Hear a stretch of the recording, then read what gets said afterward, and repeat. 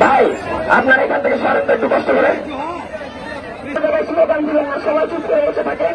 কথা শুনে তাদেরকে তাদের সেক্টরে পদোন্নতি দেওয়া হচ্ছে না, আমাদের কোন যারা সেখানে থাকা ইনস্ট্রুমেন্ট সম্পর্কে জানেই না, অথচ তাদেরকে যদি এক ইনস্ট্রুমেন্টের নাম বলা হয় তারা আরেক আমাদের যে 6 দফার দাবি এখানে দেওয়া হয়েছে, আমাদের প্রথম দাবিটি জুনিয়র ইন্সপেক্টর পদে অবৈধ ক্লাস ইন্সপেক্টরের পদোন্নতি হাইকোর্ট যে রায়টা দিয়েছে সেটি বাতিল করতে হবে।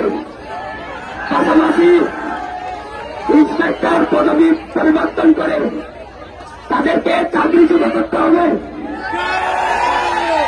2185 জনকে রাতের আধারে নিয়োগ দেওয়া হবে। একটা নিয়োগ আছে, এত জনপ্রতম নিয়োগ, তাদেরকে